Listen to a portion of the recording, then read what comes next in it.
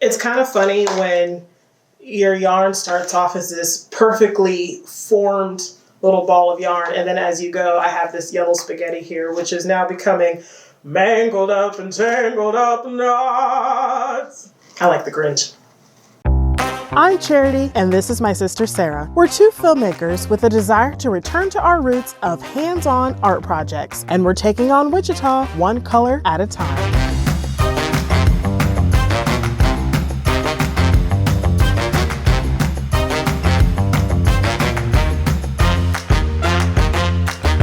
My name's Tamara Gonzales, and I think of myself as a crochet artist. There's not a day that goes by that I want to create something. And I love to make one-of-a-kind pieces that you wouldn't normally see. And I love to crochet around things. If you're walking around downtown and you pass a statue that has a pair of crocheted overalls or maybe a little hat, most likely, if it's a handmade project, it was probably made by Tamara. And I had seen that in the past, but I didn't know who the artist was behind it. Last year, Sara and I were part of the 70-second docs, which are really short videos that the Wichita Eagle puts out. And actually did a spotlight on Tamara. I was like, oh, that's the face that goes with the name. So after watching that, Charity had the idea of reaching out to her and seeing if she wouldn't mind being one of the spotlighted artists in a Color Me Wichita episode, and she seemed pretty happy to be a part of it.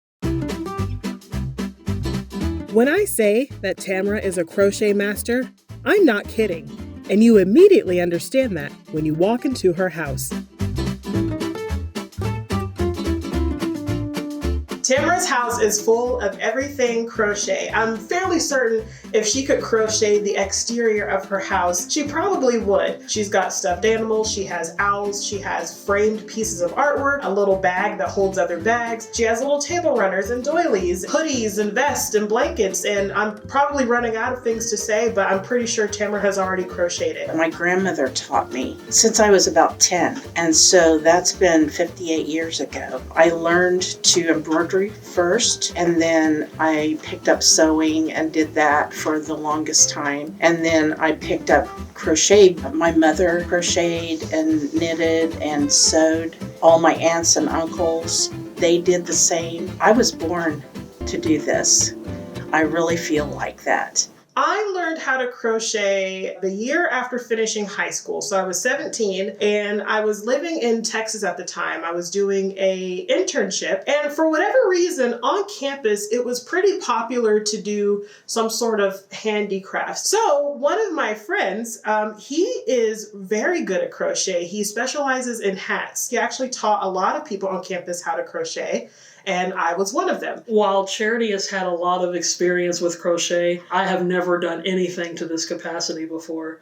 Yarn was just a cool craft medium that took a lot of glue and popsicle sticks. I never thought I was going to use a crocheting needle. I guess in a way I'm kind of seeing yarn as in a different perspective. I started doing the covers for trees and stuff like that in Lynn's board. I decorated the bike, and I even crocheted around a tuba. El Dorado saw my crochet covers in Wichita, and they wanted to know if I could come and do their statues. We decided on Christmas, so I did Christmas colors. I have decorated a big, huge fixture that's in the middle of the park and created a teapot house around that fixture. I love doing that. That's my thing. Tamara isn't the only one in town who can work magic with a bit of yarn and a crochet hook. She informed us that there's a crochet guild in town called Kiss My Stitch. They meet on the third Monday of each month, and of course, for research purposes, Sara and I had to tag along to see what it was all about. Year of the Granny Square is this year's theme for the group. We're going to put them all together and make Afghans and things for the VA. Tamara was very gracious enough to explain to a couple beginners what a granny square really is. These are start in the middle and go around. So you start with this flower part first? Start in the middle here and start going around and around, and then it starts into a square. You have to add stitches in these corners in order to make the square come out. We have donated to certain charities, to nursing homes and kidney dialysis group. We do Project Linus. There's a homeless group that we're going to be doing some projects for. Interacting with these ladies and seeing all the good things that they're doing is very inspiring. Now it's time for us to take some of that inspiration and work on projects of our own. Tamara generously provided yarn for each of us, as well as offered some basic but much needed instructions before allowing Sara and I to fly solo. Yeah, very good. This is muscle memory. I haven't done it since 2008, so this is going to be great. Pull through, around again. And then pull through both of them. The more you practice, the more your tension stays similar. I'm going to start Sarah's for her because that's how I do beginners. I do a few rows. That way they have something to hold on to and able to hold on to it. And since she's never crocheted before, it's going to be a little different for her. Looking at it, I see the logic. Like, I see the movement and what it takes to put it together. But then when it's like, here, you do it, I felt like a toddler figuring out what fingers are. And to be honest, I started laughing because sometimes I do that when I'm nervous. These last 2 rows here are the ones that I did, and it kind of shows. But I was able to kind of figure it out. The 3 most important things to start a project are you have to find a pattern, and then sometimes the pattern will call for a certain yarn, and so then you look for that yarn if that's something that would work for you, and the hook. You'll always need to know what your hook size is for your yarn because there's different sizes of hooks and different sizes of yarn. Thanks to our 2 snow days in January, I was stuck inside the house with nothing to do, which meant that I could finish my crochet project in record time. Trying to dust off the cobwebs and resurrect that feeling, I figured it would take a little bit of time, but once I got into it, I was able to remember what my hands were supposed to do, and it's just a repetitive motion of the same thing. I did have to unravel a little bit a few times because I saw that they were starting to taper or bubble out. I also can't read patterns. I just decided to crochet in a straight line because I don't need a pattern for that. How long did it take to finish? That's a really interesting question. For about 2 minutes of getting started, I'm like, okay, I can do this.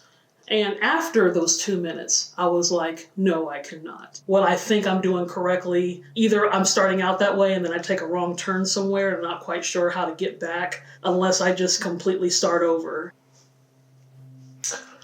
I do that. To be honest, I've done this quite a bit. And I don't have a huge attachment to it. So I know Charity's behind the camera freaking out. And I didn't think that my left-handedness was going to be different. There's one woman that's actually part of the Crochet Guild that is a lefty. And she had told me that she just kind of had to watch a lot of right-handed people do it and just figure out almost how to do it backwards. You know, I've been a left-handed person all my life, so I figured I would just figure it out because you're in a right-handed world. But for some reason for this, like, I definitely need to use my left hands to do this. Maybe some right-handed people could try doing it left-handed. I'm sure there are some that could do either or. Okay, I'm going to jump in. She just asked for right-handed people to do crochet left-handed. I will say I spent about, an hour and a half with you? Yeah. Doing crochet, and I did it left-handed. So, you're welcome.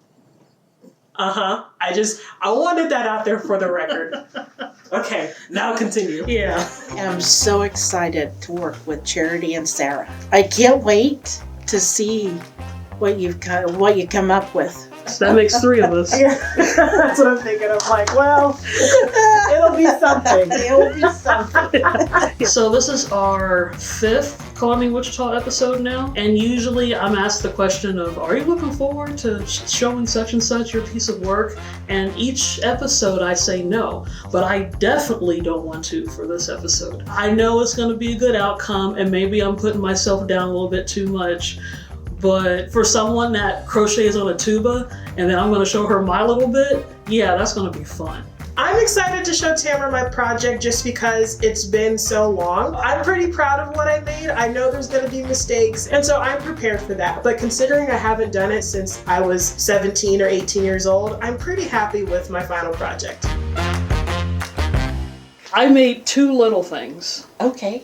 So You can tell how excited I am about this. I All right, here's number 1. It's something to put on a keychain. love that. Oh, good. So imaginative. I Okay. love it. Good. Yes. I was like, if it didn't work as a keychain, I can make a nice crocheted mustache. Because Exactly. I did try it, and it fits perfectly. And Sarah, I mean, you chose black yarn. That's hard. That's hard to see your stitches. Yeah, don't I know it. The second thing is the one I guess I feel like I worked the hardest. First, a history lesson.